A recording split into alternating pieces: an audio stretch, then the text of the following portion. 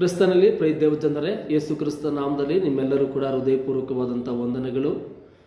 ಎಲ್ಲರೂ ಚೆನ್ನಾಗಿದ್ದೀರಾ? ಹಾಗೆ ಅನುದಿನವೂ ವಾಕ್ಯವನ್ನು ಓದ್ತಾ ಇದ್ದೀರಾ, ಪ್ರೇಯರ್ ಮಾಡ್ತಾ ಇದ್ದೀರಾ?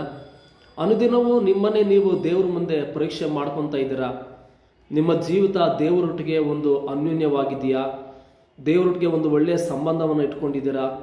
ಪ್ರೇಯರೇ, ಅದೇ ನಮ್ಮನ್ನು ಈ ಲೋಕದಲ್ಲಿ ಕಾಪಾಡುವಂಥದ್ದಾಗಿದೆ. ನಮ್ಮ ಭಕ್ತಿ ಜೀವಿತ, ಆತ್ಮೀಯ ಜೀವಿತ ತುಂಬ ಉತ್ತಮವಾಗಿರಬೇಕು. ಈ ಲೋಕದಲ್ಲಿ ನಿನಗೇನು ಇಲ್ಲದೆ ಹೋದರೂ, ಹಣ ಇಲ್ಲದೆ ಹೋದರೂ, ಆಸ್ತಿ ಅಂತಸ್ತು ಐಶ್ವರ್ಯ ಇಲ್ಲದೆ ಹೋದರೂ ಕೂಡ ಭಯಪಡಬೇಡ. ಪ್ರೇರೆ, ನಿನ್ನಲ್ಲಿರುವಂಥ ಹಣ ಆಸ್ತಿ ಅಂತಸ್ತು ನಿನ್ನನ್ನು ಪರಲೋಕಕ್ಕೆ ನಡೆಸೋದಿಲ್ಲ.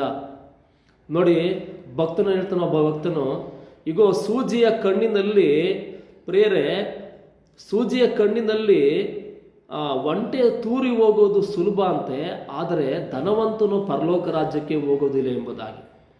ಸೂಜಿಯ ಕಣ್ಣಿನಲ್ಲಿ ಪ್ರೇರ ಅಷ್ಟು ಚಿಕ್ಕದಿರ್ತೈತೆ, ಅದರಲ್ಲಿ ಒಂಟೆ ತೂರಿ ಹೋಗುವುದು ಸುಲಭ ಅಂತ ಯೇಸು ಸ್ವಾಮಿ ಹೇಳಿದ್ರು. ಆದರೆ ಧನವಂತನು ದೇವರ ರಾಜ್ಯಕ್ಕೆ ಸೇರುವುದು ತುಂಬ ಕಷ್ಟ. ಪ್ರೇರೆ, ಸೂಜಿಯ ಕಣ್ಣು ನೋಡಿ ಚಿಕ್ಕದಾಗಿರ್ತಾರೆ, ಬಹಳ ಚಿಕ್ಕದ, ಅದರಲ್ಲಿ ಒಂಟೆ ತೂರು ಹೋಗ್ಲಿಕ್ಕೆ ಸಾಧ್ಯನಾ? ಸೂಜಿಯ ಕಣ್ಣು ಚಿಕ್ಕದಾಗಿರ್ತೈತೆ, ಅದರಲ್ಲಿ ಒಂಟೆ ತೂರ್ಲಿಕ್ಕೆ ಹೇಗೆ ಸಾಧ್ಯ? ಆದರೆ ಒಂದು ವೇಳೆ ಆ ಒಂಟೆ ತೂರಿ ಹೋಗ್ತೈತಂತೆ. ಆದರೆ ಪ್ರೇರೆ, ಧನವಂತನು ದೇವರ ರಾಜ್ಯಕ್ಕೆ ಸೇರೋದಿಲ್ಲ ಎಂಬುದಾಗಿ. ಧನವಂತನು ಪ್ರೇರೆ, ರಿಚ್ ಮ್ಯಾನ್, ಹಣ ಆಸ್ತಿ ಅಂತಸ್ತು ಬೆಳ್ಳಿ ಬಂಗಾರ, ನಿನ್ನಲ್ಲಿರುವಂಥ ಆಸ್ತಿ ಅಂತಸ್ತು ಬೆಳ್ಳಿ ಬಂಗಾರ ನಿನ್ನನ್ನು ಪರಲೋಕಕ್ಕೆ ಕೊಂಡೋಗೋದಿಲ್ಲ. ಪ್ರೇರೆ, ಈ ಲೋಕದಲ್ಲಿ ಐಶ್ವರ್ಯವಂತ ನೋಡ್ರಿ, ಅವನು ಈ ಲೋಕದಲ್ಲಿ ಇರುವಾಗ ತುಂಬಾ ಧನವುಳ್ಳವನಾಗಿದ್ದನು, ಪ್ರತಿದಿನವೂ ಕೂಡ ಲಕ್ಸುರಿ ಲೈಫ್ ಜೀವಿಸ್ತಾ ಇದ್ದ. ಆದರೆ ಅವನು ಸತ್ತ ಮೇಲೆ ಎಲ್ಲೋಗಿದ್ದಾನೆ? ನರಕದಲ್ಲಿ ಬೆಂಕಿ ಗಂಧಕಗಳು ಉರಿಯುವಂತ ಕೆರೆಯಲ್ಲಿ ಬಿದ್ದು ಅಲ್ಲಿ ವೇದನೆ ಪಡ್ತಾ ಇದ್ದಾನೆ, ಯಾತನೆ ಪಡ್ತಾ ಇದ್ದಾನೆ. ಆದರೆ ಪ್ರೇರೆ, ಅದೇ ಊರಿನಲ್ಲಿದ್ದಂಥ ಒಬ್ಬ ಬಡವನು ಲಾಜರನು ದೇವರನ್ನು ಅಂಗೀಕರಿಸಿಕೊಂಡು ನೀತಿಯಿಂದ ಭಯಭಕ್ತಿ ಉಳ್ಳವನಾಗಿ ಜೀವಿಸ್ತಾ ಇದ್ದಂಥ ವ್ಯಕ್ತಿ ಪರಲೋಕಕ್ಕೆ ಹೋದ. ಅವನಿಗೆ ನೆಮ್ಮದಿ ಸಿಕ್ತು. ಪ್ರೇರೆ, ಆದ್ದರಿಂದ ಈ ಲೋಕ ಯಾರಿಗೂ ಕೂಡ ಶಾಶ್ವತವಲ್ಲ. ಒಂದು ದಿನ ಈ ಲೋಕವನ್ನ ಬಿಟ್ಟು ಹೋಗ್ಬೇಕು.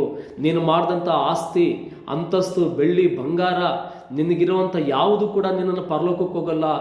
ಯೇಸು ಸ್ವಾಮಿ ನಂಬಿ ಪಾಪಗಳನ್ನು ಒಪ್ಪಿಸಿಕೊಂಡು ಬಿಟ್ಟು ಆತನ ಮುಂದೆ ನಿನ್ನನ್ನು ತಗ್ಗಿಸಿಕೊಂಡು ಆತನ ಮಾತುಗಳಿಗೆ ವಿಧೇಯನಾಗಿ ಆತನ ಮಾತುಗಳನ್ನು ಅಂಗೀಕರಿಸಿ ಪಾಪವನ್ನು ಬಿಟ್ಟು ನೀತಿವಂತನಾಗಿ ಜೀವಿಸಿದ್ರೆ ಮಾತ್ರನೇ ನಿನ್ನ ಆತ್ಮ ಪರಲೋಕಕ್ಕೆ ಹೋಗ್ತೈತೆ, ಅಲ್ಲಿ ನಿತ್ಯ ಜೀವ ಹೋಗ್ತೈತೆ, ಅಲ್ಲಿ ನೀನು ನೆಮ್ಮದಿಯಿಂದ ಇರಲಿಕ್ಕೆ ಸಾಧ್ಯ.